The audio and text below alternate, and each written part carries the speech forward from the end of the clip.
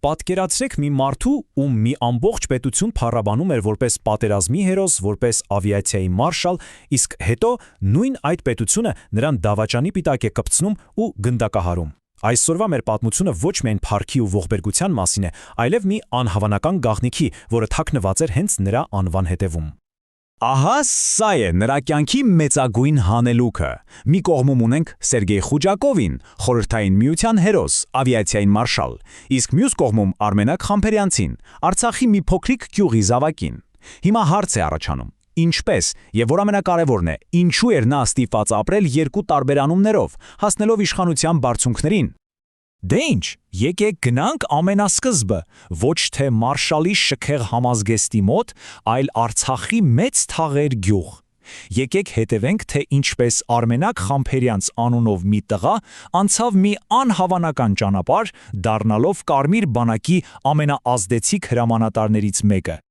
Ուղղակի նայեք այս արագությանը, ընդամենը 15 տարեկանում նա արդեն Կարմիր գվարդիայի շարքերում էր, հեծելազորից մինչև ավիացիա, նրա ուղին կարծես մի ամբողջ դարաշրջանի խթացում լինի, բայց նա ոչ միայն հարմարվեց նոր իրականությանը, այլև դարձավ դրա առաջնորդներից մեկը։ Պատկերացրեք, 1940 թվականին արդեն ղեկավարում էր երկրի կարևորագույն ռազմական օկրուգներից մեկի ամբողջ ավիացիան։ Բայց նրա իսկական փորձությունը, նրա փառքի պահը դեռ առջևում էր։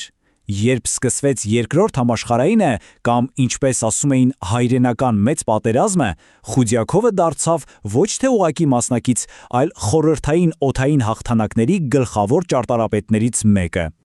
Մոսկվայի պաշտպանությունից մինչև Կուրսկի ճակատամարտ, որտեղ նա փաստացի ջախջախեց գերմանական օդուժը, Խուդյակովի ռազմավարական միտքը որոշիչ էր։ Նրա տաղանդն այնքան բարձր էր գնահատվում, որ անձամբ մարշալ Ժուկովը պահանջեց, որ հենց Խուդյակովը գլխավորի իր բանակի օդուժը։ Սա, գիտեք, բացառիկ վստահության նշան էր այն ժամանակներում։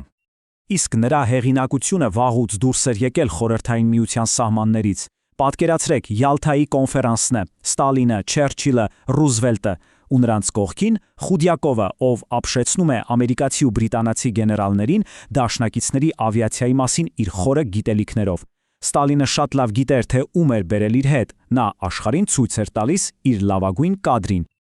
Բայց ինչպես հաճախ լինում է ստալինյան ժամանակների պատմություններում, երջանիկ ավարտը գրեթե բացառվում է։ Հենց փառքի գագաթնակետին սկսվում է անկումը։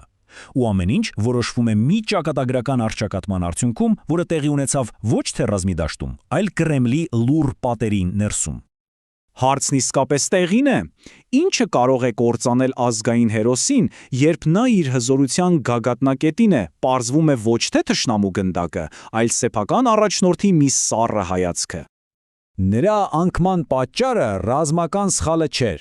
ոչ էլ դավաճանությունը։ Դա մեկ որոշում էր. հավատարիմ մնալ սեփական սկզբունքներին, նույնիսկ երբ դա նշանակում էր ուղիղ հակադրվել երկրի ամենահզոր մարդուն Ստալինին։ Ու ամեն ինչ որոշվեց այս մեկ նախադասությամբ. Ստալինի որդին, Վասիլին, իր հերթական անկարգությամբ ողբերգության պատճառ էր դարձել։ Ստալինը կանչում է Խուդյակովին ու հարցնում, արդյոք իր որդին ուղղվող է, եւ Խուդյակովը պատասխանում է. ցավոք դա այդպես է, ընկեր Ստալին։ Ազնիվ էր, այո, բայց եւ մահացու։ Հենց այդ պահին նա փաստորեն ստորագրեց սեփական մահվան դատավճիռը։ Իսկ հետևանքները կայծակնային էին։ Ազնվության մի պահ, Ստալինի սառը պատասխանը՝ լավ, կարող եք գնալ, ու վերջ։ Ընդամենը մեկ շաբաթ անց, 1945-ի դեկտեմբերի 14-ին նրան ձերբակալում են։ Ստալինյան համակարգը նման համարձակություն չէր ներում։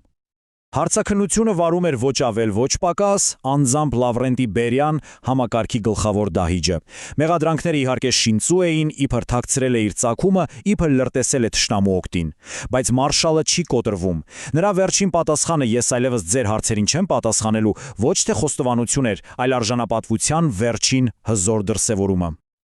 Ձերբակալությունից հետո սկսվեց մի երկար ու տանջալից ճանապարհ, որը տանում էր դեպի անխուսափելի ավարտ։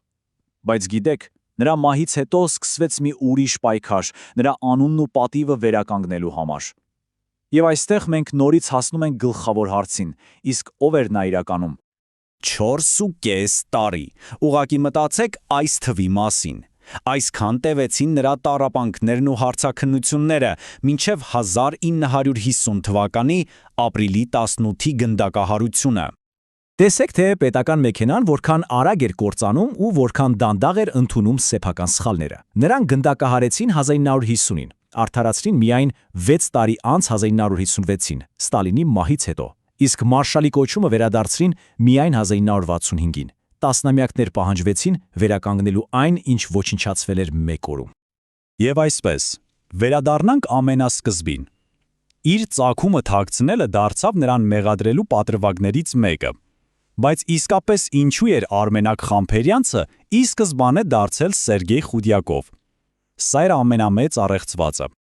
Ճշմարտությունը ցավոք նա իր հետ տարավ, բայց կան մի քանի շատ հետաքրքիր ու հավանական վարկածներ։ Գուցե նա վերցրել է իր զոհված ռուս ընկերոջ անունը, որպեսզի շարունակի պայքարը, կամ միգուցե դա փրկության միջոց էր քաղաքացիական պատերազմի քաոսում թուրքական կամ բրիտանական գերությունից խուսափելու համար։ Կա նաև մի շատ հետաքրքիր վարկած, թե նա փորձում էր թաքնվել հենց Բերիայից, ում հետ ճակատագիրը բախել էր նրա դեռ երիտասարդ տարիքում։ Ճշգրիտ պատասխանը հավանաբար մենք երբեք չենք իմանա։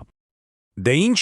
ամփոփելով այս անհավանական պատմությունը, ինչ դասեր կարող ենք քաղել։ Ինչ է մեզ ասում Մարշալի կյանքը սկզբունքների, իշխանության եւ ի վերջո ճակատագրի անողողության մասին։ Սերգեյ Խուդյակովի կամ Արմենակ Խամփերյանցի պատմությունը շատ ավելին է, քան մեկ մարդու ողբերգությունը։ Այն հիշեցում է մի ամբողջ դարաշրջանի մասին, որտեղ հերոսությունն ու դավաճանությունը քայլում էին կողք կողքի, որտեղ պետությունը կարող էր քեզ սարքել հերոս ու հետո ուղակի ջնջել քեզ պատմությունից։ Ու սա, գիտեք, ստիպում է մտածել, իսկ էլ քանի նման պատմություն կա, որոնց մասին մենք երբեք ոչինչ չենք իմանա։